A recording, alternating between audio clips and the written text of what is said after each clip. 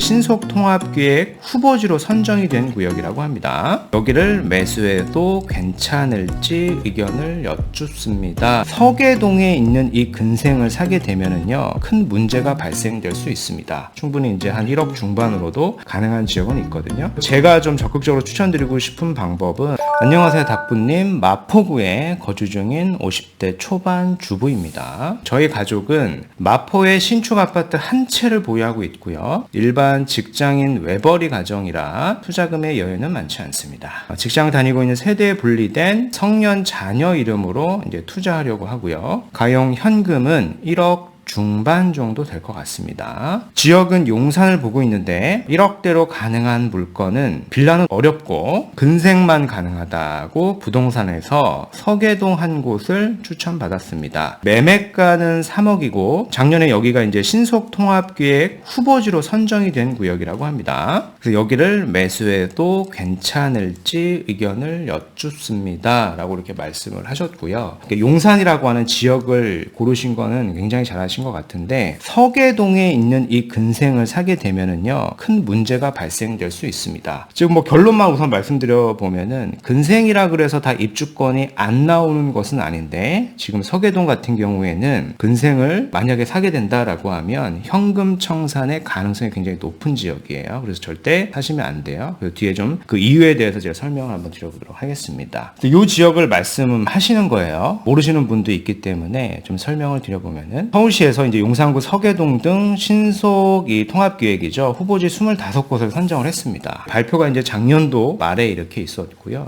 지도로도 이렇게 표시가 되어 있습니다. 말씀하신 서계동 33 일대가 명확하게 표시가 되어 있고 후보지 선정지로 이렇게 나와 있습니다. 그래서 여기를 말씀하시는 거예요. 그래서 여기를 매수를 하시는 건데, 빌라가 아니라 이제 근생을 매수한다라고 하신 거기 때문에 제가 좀 반대를 하는 겁니다. 지도를 제가 좀 찾아가지고 해당 일대 매물을 좀 서칭을 해보니까 뭐 말씀하신 것처럼 실질적으로 이런 3억짜리 근생 매물이 있습니다. 서계동 신속통합기획 선정구역이고 아주 작은 근생입니다. 또 이런 내용이 있죠. 토지거래 허가 대상이다라는 얘기가 있어요. 제가 이제 처음에 말씀드렸죠. 근생을 내가 산다 그래서 무조건 다 현금 청산은 아니다라는 말씀을 드렸고요. 그 근거가 되는 게 요겁니다. 2008년 7월 30일 전부터 해당 구역이 사실상 주거용으로 사용한 경우에 아래의 조건을 충족한 경우에는 아파트 분양 자격을 받을 수 있습니다. 그게 근생이라고 하더라도. 그래서 이번에 해당이 된다라고 하면은 정비구역 지정 고시일부터 분양 신청 기간 만료일까지 이 전 세대원 전원이 무주택자면 돼요. 근데 뭐 자녀분이 세대 분리가 됐으니까 여기를 사게 되면은 입주권을 받을 수 있다라고 이제 생각을 하시는 것 같은데, 그렇지가 않아요. 해당 구역 같은 경우에 발표된 자료를 보면은 요게 있죠. 토지 거래 허가 구역으로 이미 지정이 되어 있습니다. 정확하게 날짜도 나와 있어요. 2차 신속 통합 공모 일정이 이렇게 나와 있고 권리 산정 기준일도 있고 토지 거래 허가 구역을 보면은 선정일 기준으로 이렇게 나와 있습니다. 건축 허가 제한까지 걸려 있고. 그래서 이런 거예요. 서계동 일대에 근생을 사게 되면은 현재 토지 거래 허가니까 사업자를 내야지만 토지거래